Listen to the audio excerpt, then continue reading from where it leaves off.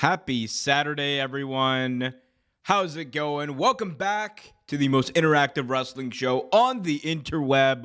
Welcome back to Wrestling with Omer. I am your host, as always, Omer Q, here to bring you all the wonderful news out of this week's world of professional wrestling. What a week it's been. We had Sting's retirement. We had the return of The Rock to SmackDown as he laid out the challenge, a tag team match for WrestleMania 40. Seth Rollins, Cody Rhodes versus the Bloodline versus The Rock and Roman Reigns. A lot of news coming out of that one because apparently The Rock messed up last night on SmackDown. He went overtime. People missed the ending of the show. Threw everyone into a bit of a brouhaha, but we'll cover that. We'll also be covering, of course, Mercedes Moné's expected debut in All Elite Wrestling, a show, big business, that in Boston that I will be attending alongside good old Kenny Baum and just Brian. Oh, boy. Guys, as you guys know, name of the game is leave a question in the chat. We will get to it as the show goes on. This is an interactive fan-run show. I got my guidelines. I got what I'm going to be talking about, the two big guidelines, but everything else is basically just me riffing and going off of whatever you guys want to talk about. So leave your question, comment, whatever in the chat. Let's get this going. Before we talk about that, though, I do want to just quickly share some thoughts about kind of like where we are in the world of wrestling, because it's a very exciting time. Not only are you seeing the debuts of Mercedes Moné, Kazuchika Okada to AEW, Will Ospreay signing with All Elite Wrestling. We're seeing things on the other side with WWE, with The Rock returning, obviously. This big bloodline match, the integration of Seth Rollins into the world title picture. I think right now, like this moment, is one of the most exciting times to be a fan of pro wrestling. And it sounds hyperbolic to say. People are going to say that, you're a prisoner of the moment. But if we look at the in-ring aspect, if we look at, the excitement of pro wrestling free agency, right? We have not seen anything like this. I think you can argue as far as free agency goes, definitely since the Attitude Era, since WCW was around. But for the in-ring, this is the best in-ring that we've ever seen. And it is not even close. Even if you go back and watch, the old days of Ricky Steamboat and NWA, like the storytelling was great, but my God, it doesn't hold a candle to what we're seeing. Like what we saw in that Revolution pay-per-view, not only with Sting's last match, but Konosuke Takeshita versus Will Ospreay. It's one of the best matches I've ever seen. And that is a style of pro wrestling that you're not accustomed to if you're a North American fan. If you don't watch New Japan or you haven't been a big fan of those Forbidden Door shows, excuse me. If you haven't seen that, then you haven't been exposed to it, and it. Of course, it's going to look different. It's going to look, whatever. People are saying that, oh, my God, they're not selling. They're not selling. Which, whatever. But, people have preferences. I totally understand that. People have preferences, and so do I when it comes to wrestling. But my main preference is hanging out with you all. We got Charles in the building, in the chat. That's already trademarked by another YouTuber. Charles says, hello. I made it on time. Put my like button also. Oh, always welcome your liking of this video, Charles. Thank you. Charles, good fan of the show. Friend of the show, I should say. AEW is the perfect place for a pro wrestler. It is I think it depends what we mean by pro wrestler, right? If you're talking about in-ring, if you are a wrestler and you want to get better in the ring and you want to have those high octane 5-star matches, AEW is the place to be, because WWE just does not do that. The WWE style, and this is not, people are going to take this as a criticism of WWE style. WWE has a slower style of presentation than AEW. It's a slow style. And that is not a bad thing. In my personal opinion, a lot of times I would love to see AEW give things more time to breathe, pause a little bit more, commentary, shut the hell up during some of these cool moments. But we don't see that, obviously. But in WWE, on the flip side, right, when you could say that it doesn't look like you're watching two competitors, in the ring. It looks like you're watching two people kind of just going through the motions a lot of the times. And again, it's all based on personal preference. I know a lot of people who prefer the quicker AEW style or the, slower WWE style. It doesn't matter. As long as we love the professional wrestling that we're watching, that doesn't matter. Like, I think a lot of times people do focus on the negatives too much, and sometimes it's cool to talk about that. You're just riffing with your friends or, or for me, I'm doing this. Sometimes I have to talk about the negatives of a show, but those aren't some things that, we need to press on. Those aren't things that, you need to harp on for too long, because you do that, then what's the point of watching wrestling, right? That's just my view. I know people disagree, but we'll see. But yeah, I mean, AEW is a very good place for a wrestler to go to. I know there's this big controversy about Kazuchika Okada and his contract. People are like, oh my God, Kazuchika Okada, $13 million contract. Tony Khan got out of business. AEW. I'm just like, bro, calm down. It's not that deep. We did get a report that his contract was not worth whatever it was reported. It was $13 million spread over 3 years, which is comes out to $4.5 million.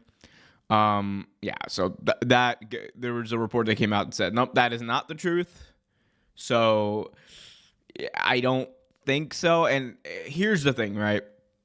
I'm not going to pretend like I know for a fact how much Kazuchika Okada is getting paid, but even if it was $4.5 million a year, you can make the argument for sure that, oh my God, AEW, they probably overpaid a little bit for this guy. At the same time, when you look at the star power and the caliber of a star that Kazuchika Okada is, especially for a company like AEW that's going to kind of lean into his history with the Young Bucks and Kenny Omega, it makes perfect sense that AEW would want to do everything to get that guy. And again, it's like the Mercedes Mone thing. People are mad at Mercedes somehow for trying to get money, for trying to get paid, for trying to be the highest paid women's wrestler there is. The reality is, it is on the companies. It is on the companies to try to mitigate the amount they spend, or minimize, I should say, the amount they spend on wrestlers. If you're a wrestler and someone is offering you a shit ton of money, you should take a shit ton of money if you feel like that's the right place for you as well. I never understood that argument. Oh my God, Mercedes, she's not worth it. That's an opinion. You can have that. Sure, I can disagree with that. But at the same time, to ignore the market value thing, because again, I may not like it, but we live under capitalism, people.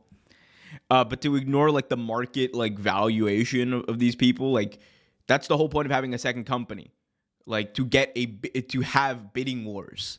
That's the whole point of having multiple professional wrestling companies. I believe there should be another one. I believe there should be an alternative to AEW that's not WWE. We need, that's what's best for wrestling. That's what's best for wrestlers. That is what's best for the entire industry. So X wrestler gets paid. Let's say Mercedes gets paid. She's the highest paid women's wrestler. Becky Lynch's contract is up. That is going to force WWE in a position where Becky can be like, well, here's the going rate for the best women's wrestler in the world. Here's the going rate. I'm a draw. I'm this. I'm that. Every X, Y, Z. Give me that money. And WWE is going to be forced to either pony up or lose one of their biggest talents. Because you don't think AEW is going to offer her similar money? Come on. It is better for talents when there are multiple wrestling companies. It is better for talents when those wrestling companies are willing to spend money on those talents and invest money on great talent. It is a good thing for this industry. Now, we can have a discussion about, what that line should be and how much they should be prioritizing building up talent they already have compared to bringing in other talent. It's a whole separate conversation. But if we're having a discussion about whether or not companies should overpay for talent, the going rate is what it is. And I imagine that the going rate for Kazuchika Okada was pretty fucking high. I imagine that the going rate for Mercedes Mone was pretty fucking high.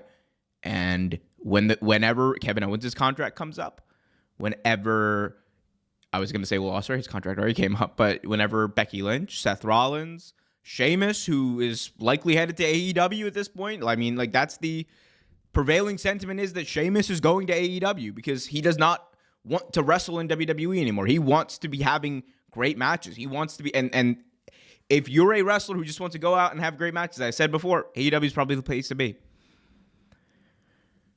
We got Charles in the chat saying, too soon to feel anything about Mone. Takes until we see what she brings in for AEW, in my opinion. Yeah, but the thing with Mone is that, she's going to debut. It's going to happen. TD Garden, Boston, this Wednesday night on Dynamite. Big business. It's going to happen. And, I think there's obviously going to be so much copium on Twitter about it. There's going to be a tirade. There's so much that's going to happen on Wednesday night. People are going to melt down. Their minds are absolutely going to go insane at the idea that a premier talent chose AEW over WWE. And it's happened before. It's going to continue to happen. But I don't focus too much on that when I'm watching the wrestling. What I focus on, Charles brought up, what I choose to focus on really is the in-ring aspect of it and the storytelling. If those two things are there, and I know that when she was Sasha Banks in WWE, those two things, when it was really good, it was there, and she brought what you needed there. Not a problem for me, because I'm confident that when she gets AEW and she has a little bit more, I hate saying control because people are going to be, oh, God, wrestlers shouldn't have control over their creative. There's a lot of that that I don't necessarily agree with in that way.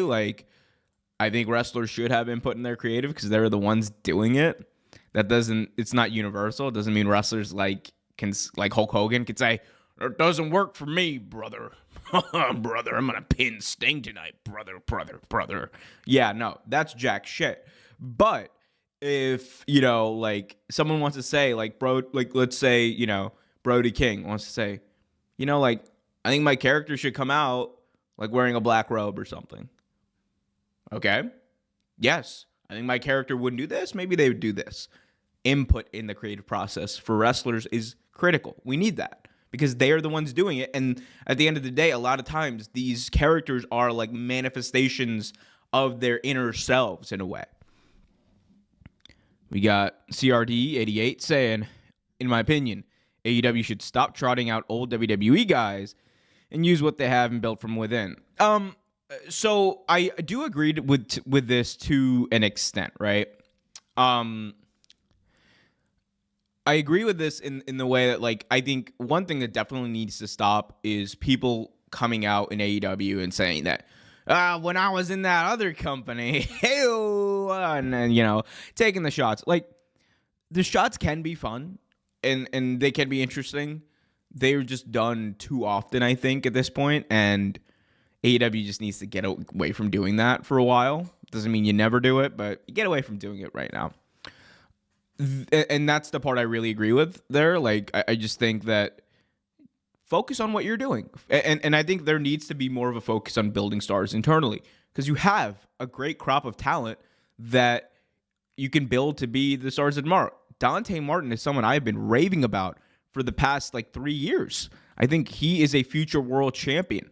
And there's other talent who, for whatever reason, we've been starting and stopping with for a while, with Ricky Starks, Sammy Guevara, people who we know have the potential to be like world champions that haven't reached anywhere close to that reality. And I think there should and could be more of a focus on that. But, I think especially this year, we've seen that focus kind of shift with Hook before the Jericho stuff. But with Hook, being challenging for the world title, we saw this with, we've seen this with Swerve, like AEW really going in on Swerve Strickland. I think like they're trying that balancing act. And again, this is a company that's 4 years old. They're going to be doing that balancing act. Sometimes it works, sometimes it doesn't. But I think they're starting to get it correct more and more often. But here's the part that I think gets overlooked, right? And we don't really think about this because we live in such a very like binary WWE, AEW kind of space. If this was like any other sport, right? This was football, if this was basketball or whatever, right? This is any other sport. When you're a free agent, right? Like when a high level talent becomes a free agent, your concern is not with, well, they're an ex like Pittsburgh Steeler, or they're an ex Boston Celtic, or an ex LA Laker, or they used to play for PSG, or they used to play for Liverpool. Like, your concern is not what team they played for before. Your concern is, are they a great talent, and can they help my company grow, and can they be productive here? And I think we need to start thinking about professional wrestling, the AEW, WWE thing, in more of that light. Because I understood that a lot of times, especially like back like when I was watching TNA, like that was the big thought. It was like they're just bringing in ex-WWE guys. And I think there's a way to do it. And I think AEW a lot of times has done it in a good way where it's like, yeah, like these are ex-WWE guys, but also they're just great wrestlers. And if you want to establish yourself as a premier professional wrestling alternative, the challenger brand to WWE, you really want to do that, then you have to be a part of the bidding war conversation. You have to be a part of these negotiations. You have to try everything you can do within your business to get big time free agents and get stars on your show. You need to show that AEW is the place to be. Part of that obviously is building from within, but yet there has to be a part that's also taking from the talent pool that is already existing. And like it's just the weirdness of doing business. Again, I do agree that like the oversaturation of like WWE promos and references to WWE, I think that's a bit of a problem for AEW that they need to get past. But overall, like if we're talking about like, whether or not they should go after like anyone in WWE, like they should. Sheamus is going to be a free agent. Sheamus has interest in AEW. They should bring Sheamus in. Boom. Like if that is also the case with Becky, if that is also the case with other talent who are going to be free agents this year, Ricochet, we don't know about those people, but if that is the case, bring them in, and vice versa. Ricky Starks, we've been hearing wishy-washy stuff about his contract. But if Ricky Starks was hypothetically a free agent, same thing with WWE. Their concern is not that Ricky Starks is a former AEW guy. Their concern is Ricky Starks is a talented ass professional wrestler. Sorry, superstar. So we're gonna bring him in. But yeah, I totally do see though like what you mean, CRD. Appreciate you. Charles says they useful and bring some AEW doesn't have sometimes. Yeah, those free agents can. It was weird, however, to hear that Mone says she'll come back to WWE. Yeah, I mean, I'm of two minds on that. Because yes, it is strange to hear that, like, right before your debut, by the way, it is strange to hear that Mercedes is already talking about going back to WWE. But there's like two things that I think need to be factored into this. Number one, the fact that like going back to WWE could mean anything. Could mean going back for a Hall of Fame induction, which I'm sure that if she was ever invited to, she would go. And even if she was a part of AEW, I feel like AEW would let her go. Then the other part is like, what does like, I mean, and then the other part of like that first bullet, I should say, is free agency is wild in pro wrestling. 3 years from now, we could be looking at a completely different landscape, and WWE could just offer her more money. And remember, like, she's also kind of like selling the gimmick here a bit too, because her name is literally Mercedes Mone. So she can point back to this interview and point back to that quote and be like, I'm here for the money. I'm here to make money. And if I'm not going to make money here, I'm going to make money over there. So I do think, like, you know, like that does play into it a little bit more than we're giving it credit. But the other part of it is, you know, like keeping your options open. Like, never say never in pro wrestling. Because even all of the people who did and have said never say never, all the people who said I will never go back to WWE, I will never go back to pro wrestling. CM Punk's the CM Punk is the biggest example of this. Punk said for years, 7 years, he said that he would never go back to pro wrestling. Yet here we are, and he not only returned to AEW and said that he would never go back to WWE, he came back to WWE. So who knows what could happen? And I think, you know, Mercedes is smart enough to know that things can change, that things in WWE are changing, and that, you know, you never know what the future is going to be. Keep your options open. But I don't think it's going to be like a thing where she's literally going to spend the next 3 years angling to go back to WWE. I don't believe that is the case. We'll see what happens, but I think she's gonna do great in WWE. She already did great in WWE, but she's going to do great in AEW. Guys, by the way, be sure to smash that like button so as many people as possible see the stream. Subscribe to the channel if you're new. Well, since we're on the topic, I might as well talk about Mercedes right now. So Mercedes, like, obviously is expected to debut TD Garden, Boston. Just bought my tickets for that show. And tickets for that show were pretty darn cheap. And this is like a thing that I've talked about with AEW before. You know, AEW has been selling tickets at a very high rate lately. And I don't know, man. Like recently, I mean, that's been one of the things I'm like, you wonder why people aren't showing up for your shows in person as much. I mean, part of it is definitely the marketing. Like the marketing for these shows has reportedly been atrocious. As someone who works in marketing, I can tell you, like, if AEW's coming to town, I don't know about it. I don't know about it. So it's one of those things where I think they could be better. And I know other people who are in like bigger markets like New York, Chicago, things like that. Like, you know, like we don't see that much marketing in those areas. And I think like that's part of the reason why you've seen like ticket sales depreciate over time. So part of it is obviously the marketing, but the other part is when they do have tickets available, they're pretty damn expensive. I remember when I was going to Dynamite and I was looking for tickets, like, you know, like in the bowl. I like to sit in like the lower bowl, you know, usually. I don't like the floor seats. I also don't like the up very high, like, you know, bleacher seats, whatever. So, but I like the bowl. So I was looking for seats that were anywhere in that bowl. And I was thinking, and I was like, okay, I can bring my dad, I can bring, you know, a friend, my brother. Like, I was like, let me bring like a whole bunch of people to the show, have a good time, watch some great professional wrestling, right?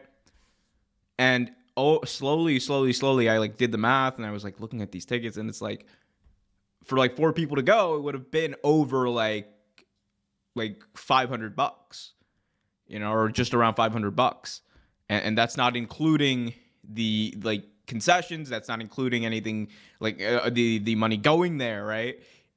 And I'm like sitting to myself, I'm like, what the hell do I look like spending $500 on a Wednesday night for this? And I ended up going just with me and my dad, but I was just like, man, this is nuts. Like, and like that was just for like a random Dynamite. Like, this was not a Grand Slam. This was not, you know, Big Business or Winter is Coming. This was just a regular Dynamite, and quality was pretty regular too.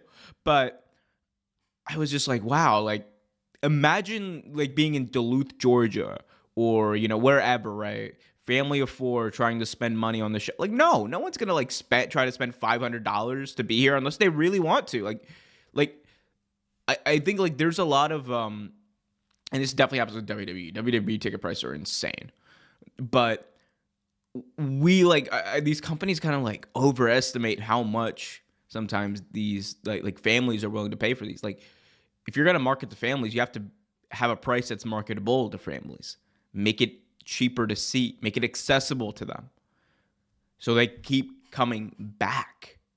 Like that should be your concern, especially if you're AEW. You're the secondary brand. You're less established. How do you get people in the door?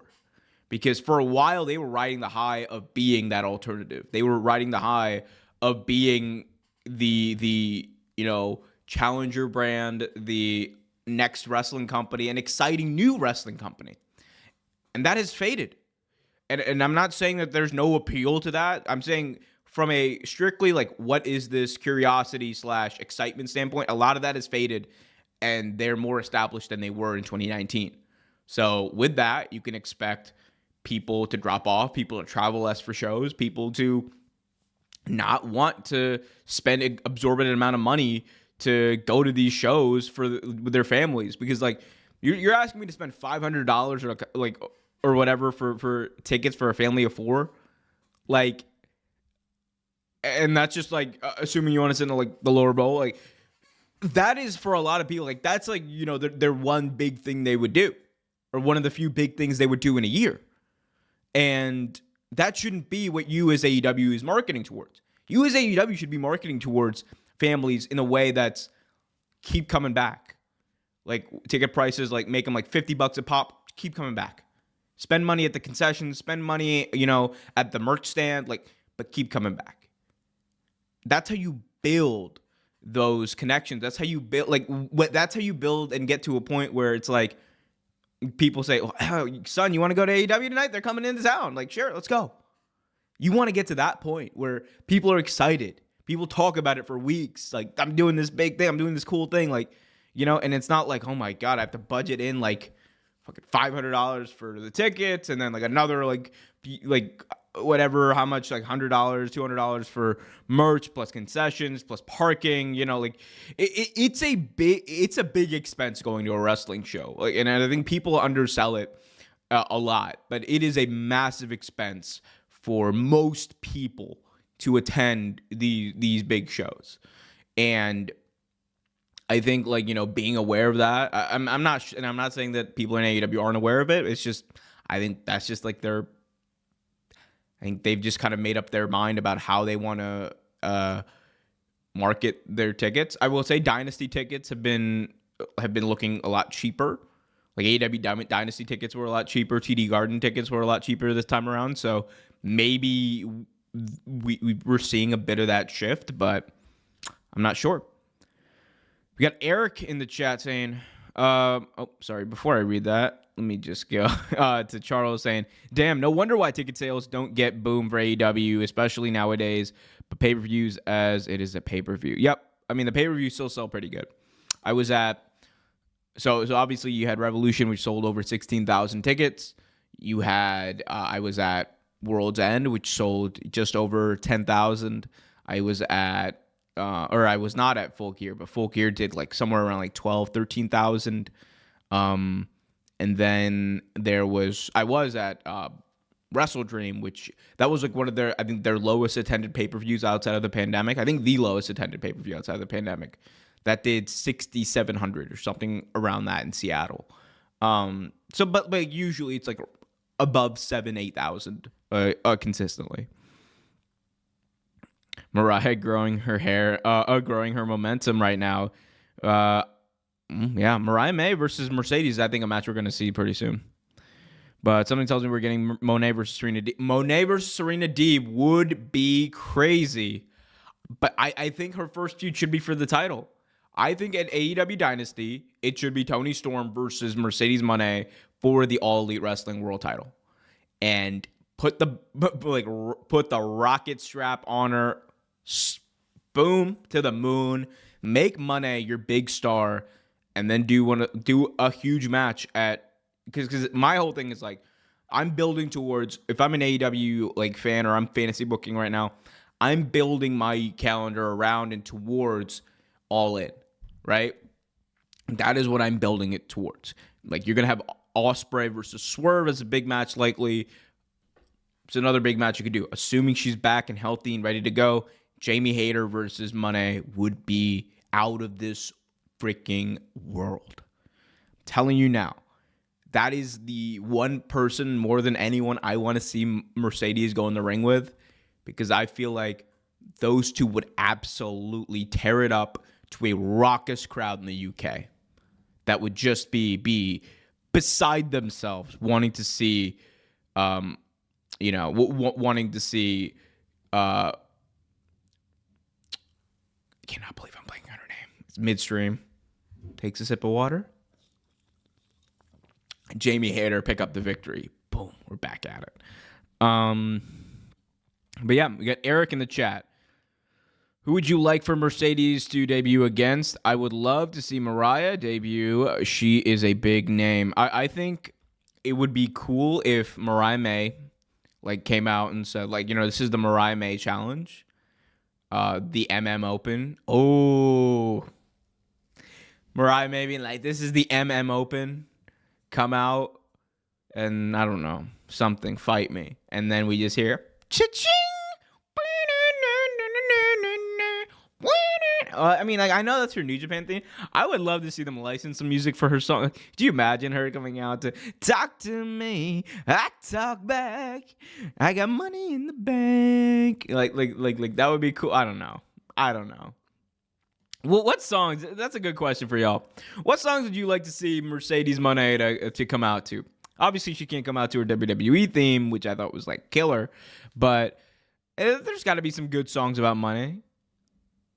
But I do think Mariah May would make sense as far as a first opponent for Mercedes. I think that Mariah has, she's young enough that she's going to be able to get the rub with taking the pinfall as well.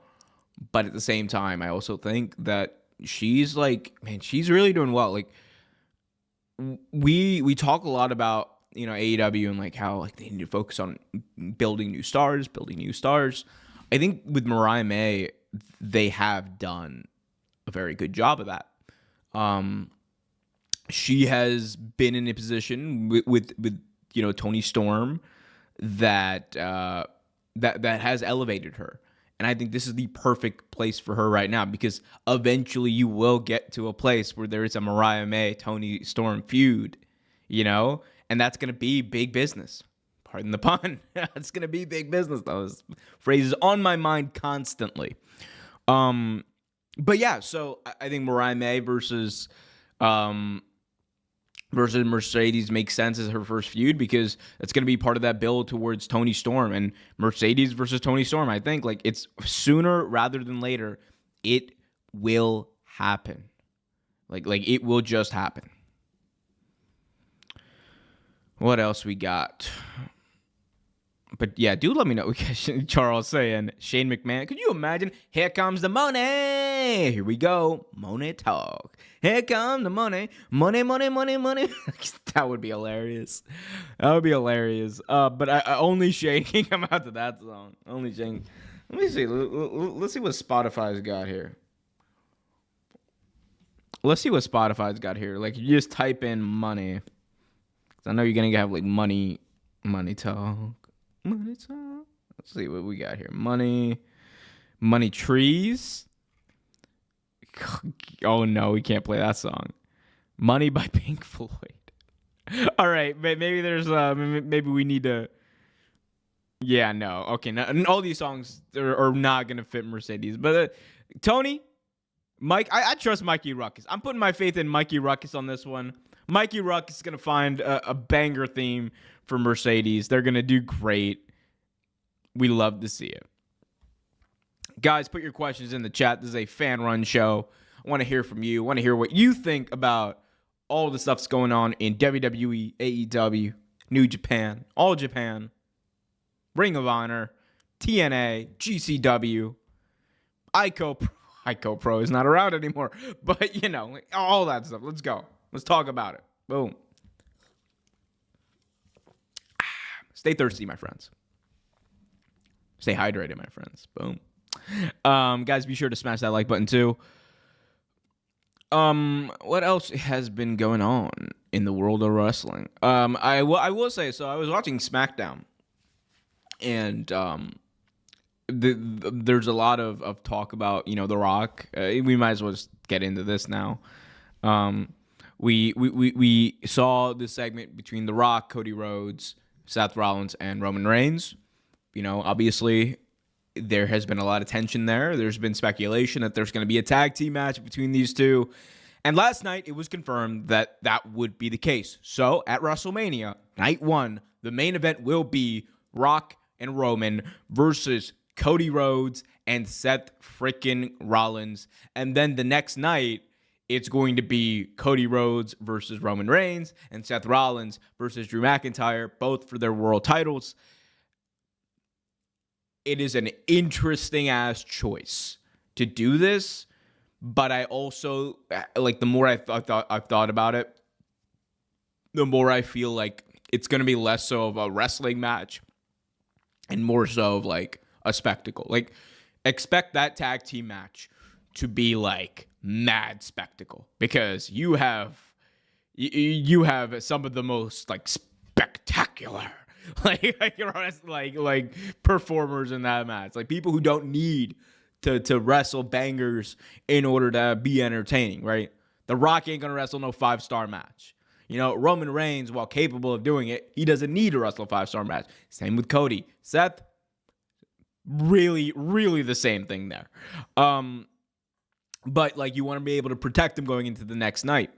And I have thoughts about what I think should happen, and those will be coming out in a video. I will fantasy book the shit out of this situation. But the big caveat for this tag team match is that if Roman and Rock win, then the match is bloodline rules, which basically means the bloodline is allowed to do whatever the hell they want, and Cody will have no chance in hell. If Cody and Seth win, though, then it's bloodline banned from ringside.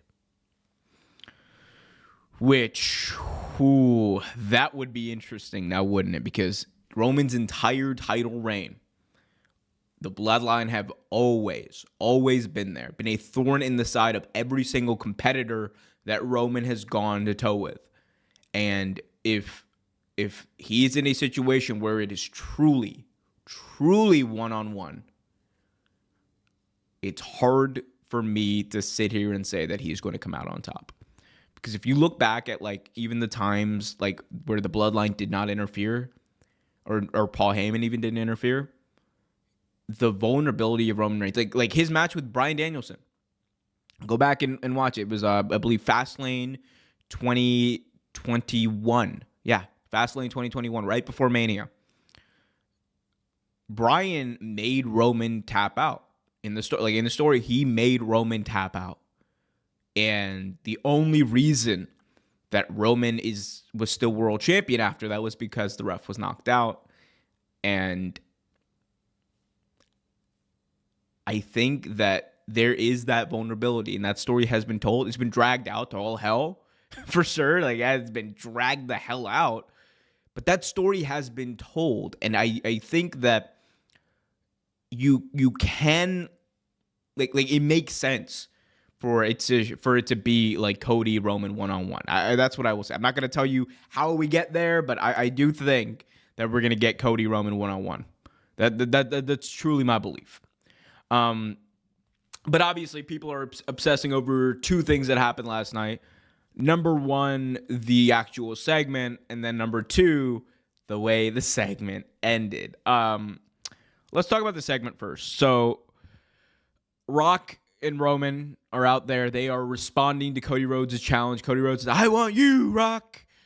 And The Rock has been absolutely destroying Cody on X. Let me actually see if I can pull this up, because he dogged Cody Rhodes. It was unfair what the shit that he was saying about Cody and poor little Pharaoh.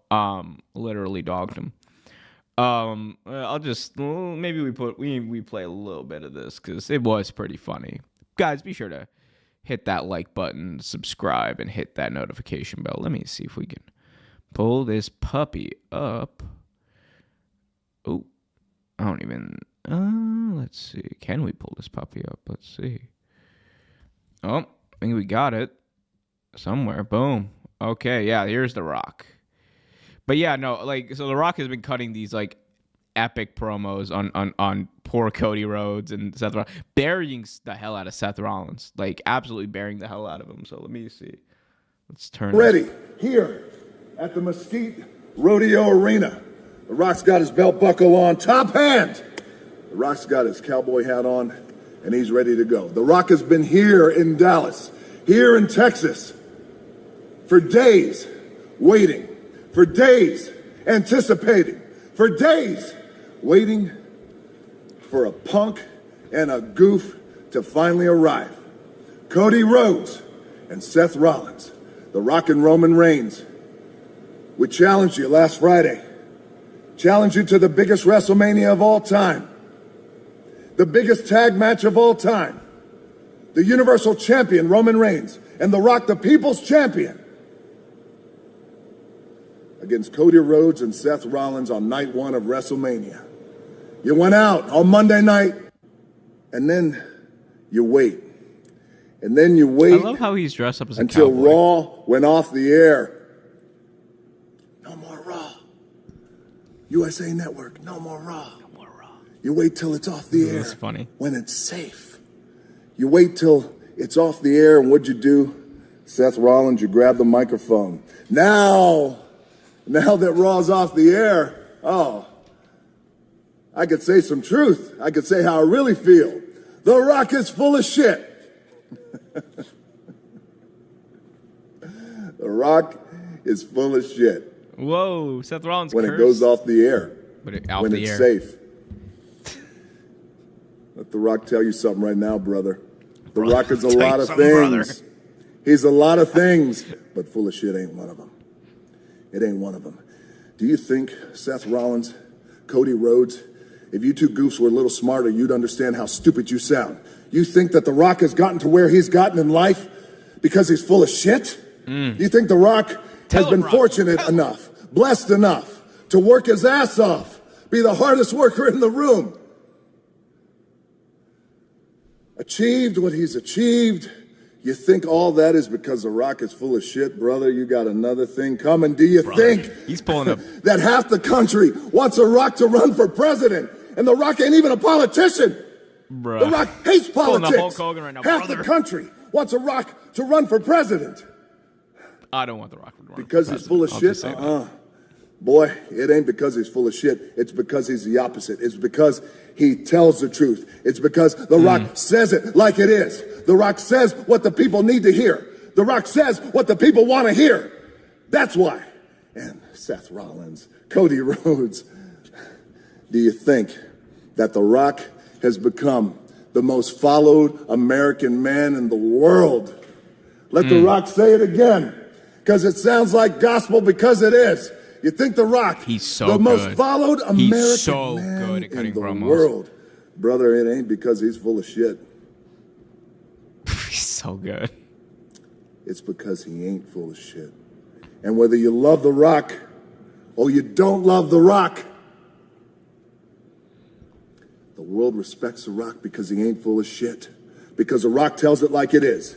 Because The Rock is and will forever be the people's champion. And you know what that means? Rocky, tell him. That means that The Rock will say what the people want to hear. That means The Rock will do what the people want him to do. Because The Rock is the one who says the things that they want to say. The Rock is the one who says the things that the people wish they could say. That the people wish they could say against the system and against goofs like you. But they can't. That's okay because The Rock can. And The Rock does. So you see, my friends, Seth, your walking clown emoji. Oh. The Rock ain't the one full of shit, Jack. You're the one that's full of shit. Because you wait until the show is over. He's so triggered. You wait I love this. until broadcast can't do anything to you. So speaking of broadcast, last week, everyone complaining on Friday Night SmackDown.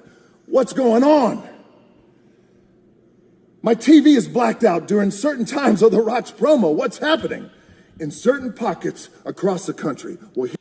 Okay, so just so everyone knows why that's happening, so basically The Rock is just cursing up a storm. Basically, people are chanting like "Holy shit!" People are chanting like words that you can't say on network television for sure. Like you can get away with that during times on cable, but you can't get away with it on network television. So that's why, like in certain pockets, it's blocked out. Here's what happened. Standards and practices, baby. Standards and practices. They get nervous now. I love The when The Rock Rock so has a live much. microphone in his hand and the world is watching. They got nervous when The Rock went to Phoenix and The Rock dropped the gospel. Phoenix, Arizona, the #1 city in the country for cocaine and meth use. And The Rock called them all, you cactus-loving crackheads. And they booed, but they cheered. They hated it, but they loved it. Because The Rock said the truth. Every woman in the arena, you want to go one-on-one with The Rock. The sexiest man alive. Yay! The women cheered. And The Rock said, settle down, you crackhead Karens. Jesus. Settle down, you meth head Marys. You're not ready for The Rock, and you know it. Oh my They loved God. it. They hated it. They cheered. They booed. Standards and practices, though. They pushed the button. They pushed the button because they want to control The Rock. Yo, Just like hold they pushed- up. Yo, why is he saying that? That's crazy. I only watched like the first, or I think we watched like select clips of this. I didn't watch this whole thing. I missed this crackhead Karen line. That's wild. Push the buttons like they want to control the people. But you can't control The Rock. You can't control the people. And The Rock is the people's champion. And that's why, Seth, you idiot. And that's why, Cody, you chicken shit. That's why The Rock is the people's champion. So standards and practices, you can get scared all you want. You can have your finger on the button. And you should.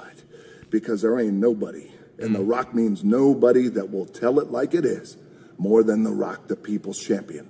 So tonight in Dallas, Texas, standards and practices, get ready. Get ready. Tonight in Dallas, Texas, that walking clown emoji, Seth Rollins, you get ready. And tonight, Cody Rhodes, you get ready too. Because you got to come to Dallas where The Rock has been waiting. Where The Rock has been waiting, you come to Dallas and you give us your answer. Whether you're going to go 2-on-2 with The Rock and Roman Reigns at WrestleMania and put on the biggest WrestleMania of all time. So Seth Rollins, your walking clown show, Cody Rhodes, your chicken shit goof, you, and also your goofy ass dog Pharaoh, that's his name, Pharaoh. Hey, Pharaoh. Hey, Pharaoh. Don't call that dog Pharaoh. Call him shithead. That's what you should call him. So Seth Rollins. That's so mean. He needs to stop going after Pharaoh. All right. Pharaoh is a good boy. Pharaoh is a good dog. He is man's best friend. We need to stop this hating on Pharaoh. Pharaoh is awesome. The Rock is he's like, don't call him Pharaoh. Pharaoh, call him shithead. That's amazing though. Rollins, Cody Rhodes, shithead, and all the Cody crybabies out there in standards and practices. You listen to The Rock right now. When The Rock has that microphone live as the people's champion, The Rock will and will always and forever tell it like it is. So Cody, Seth, crybabies, and that shithead dog of yours, Pharaoh, standards and practices, off is the direction you can fuck. Yo, he does not need to go after his dog like this. That's crazy. The Rock is waiting for you. Cody, The Rock and Roman, we're waiting for you. Seth, what are you going to do? That's crazy. You're going to come and cackle? You're going to come and cackle and dance? You're going to dance again for everybody? Is that what you're going to do? Huh? You got just as much of rhythm and soul as the horse shit that's in this arena.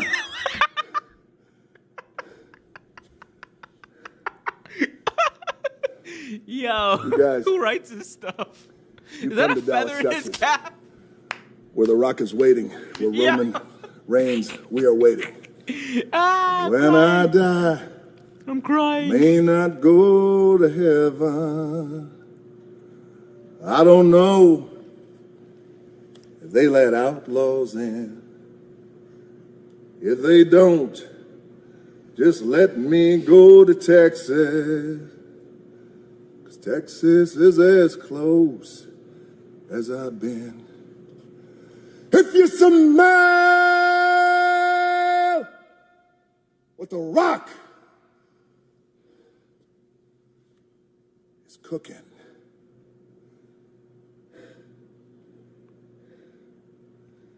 Cody Rhodes, one more message for you, boy. Boy. Now and forever. Fuck your story. Got him. Got him. Another masterclass by Dwayne The Rock Johnson. That's amazing. You know, I would always say that I thought that CM Punk is probably the best promo of all time. Witnessing what The Rock is doing now, like, even back then, like, he was great, but like this is just schooled him. Schooled at, like, just the entire roster. Schooled. Like, it's nuts. Charles says, no bloodline is cooking. We need this on TV, but on Raw, there's more room on top. That's what I'm saying. You can also get away with saying shit on Raw because it's on network television. Or excuse me, it's not on network television. So you can get away with saying shit on Raw. Literally say shit. Say, like, you can curse on Raw. It doesn't matter. But man, like a 3-hour show, you definitely got time to fill there. You definitely have time to fill. Guys, be sure to smash that like button, subscribe, hit that notification bell. But obviously that was the lead up to the Friday Night SmackDown segment that ended up, you know, building towards this match. It is now confirmed. Night 1 main event, tag team match, Bloodline Rules versus a one-on-one match. That is going to be the decider. It's going to be interesting to see what the hell that is. I might be there, by the way. I don't know if I end up going to night 1, but I will definitely be in town for WrestleMania for night 2. Like, now there's this weird thing. I might go to Supercard of Honor on Friday, depending on a few things, but man, we'll see. Crazy. Whew, what else we got going on? The segment, we didn't talk about the ending, because, like, the ending is what everyone's talking about. So SmackDown went off the air last night. It went off the air in a bit of a controversy. So let me see if I can pull this video up. But basically what happened was the SmackDown is on a much tighter, you know, deadline as far as finishing the show than Raw would be. That is by virtue of it being on network television. And the part of the issue is that if they run over on segments, they cannot really have an overrun. It just doesn't work as well on network television.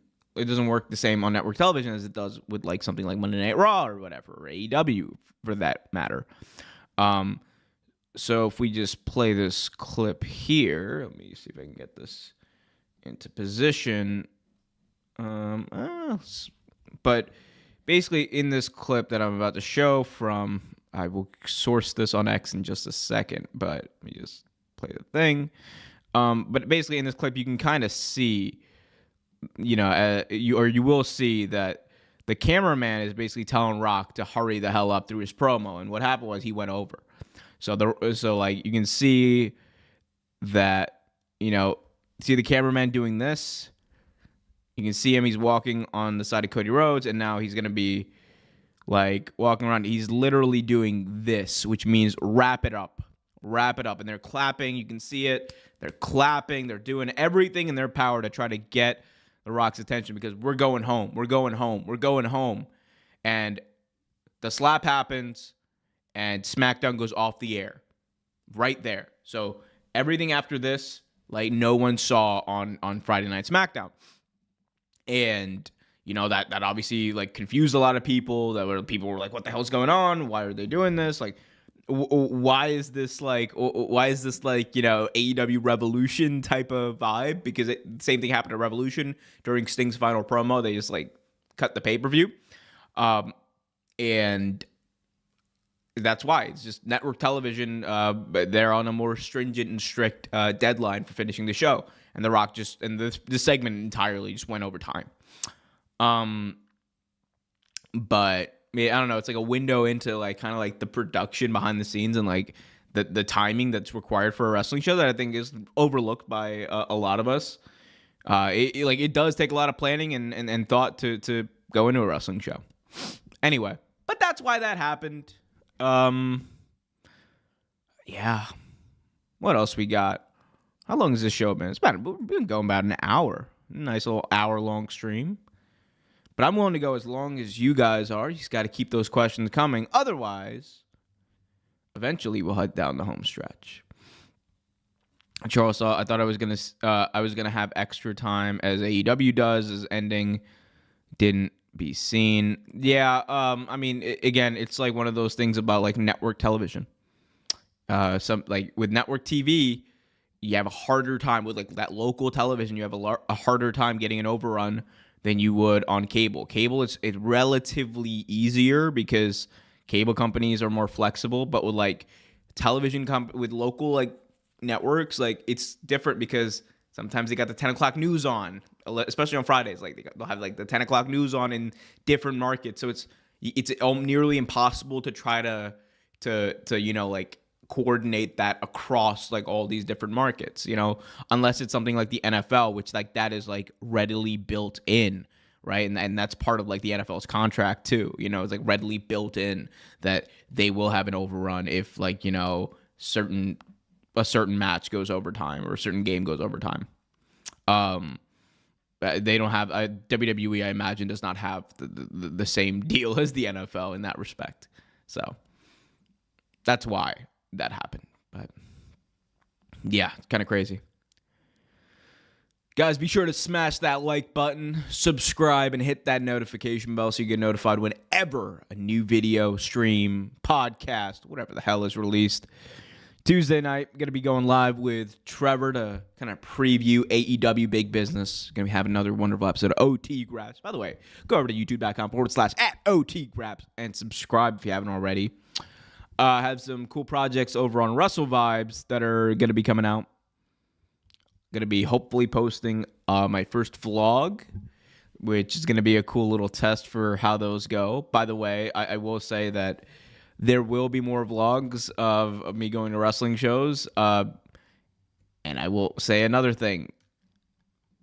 Expect an announcement pretty soon about how to see some exclusive content that I've captured over the years and will capture moving forward at wrestling shows. There's going to be, I'm not going to say major, but it's going to be a pretty cool announcement about that pretty soon. Yeah. So look forward to that. What else we got? That's a more general admin update. Or actually, should I? I don't got enough people in the stream right now to announce it just yet. Nah.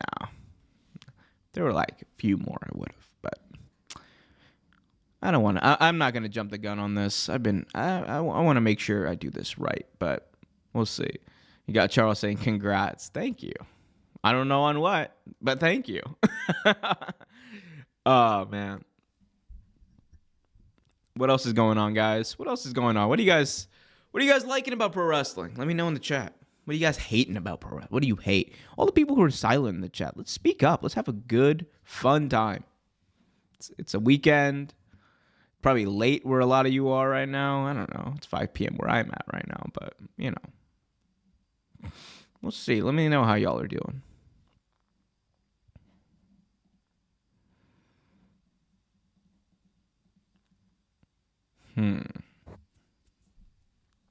Interesting. Looking up some wrestling news. What else do we got to talk about? The game, Triple H. Well, I mean, there also is this story about Kazuchika Okada. And basically, like, the reason that he chose AEW over WWE, like we know that. We know that the reason he chose AEW over WWE is because he wanted to do something with the Elite. Like, he wanted to work with Matt and Nick Jackson. And that opportunity was available evidently pretty soon, and that's why. So cool stuff. We've been doing this for about an hour. I think we're good. I'm good. Well, I'll put up a video on the channel pretty soon, actually.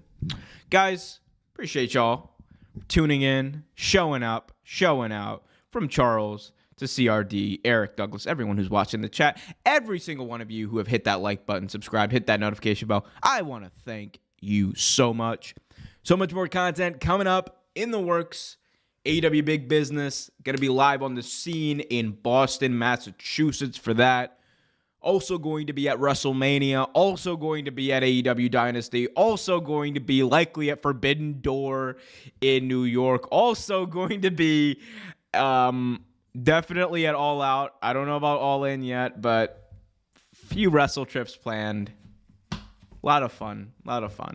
I can't wait, though, to share my experiences, perspectives, thoughts, and everything else with y'all. So be sure to sit back, relax, hit that like button, subscribe, hit that notification bell. And until next time, as always, I am your host, Omer Q. This has been Wrestling with Omer. Be happy, be healthy, and as always, keep it real. We're out.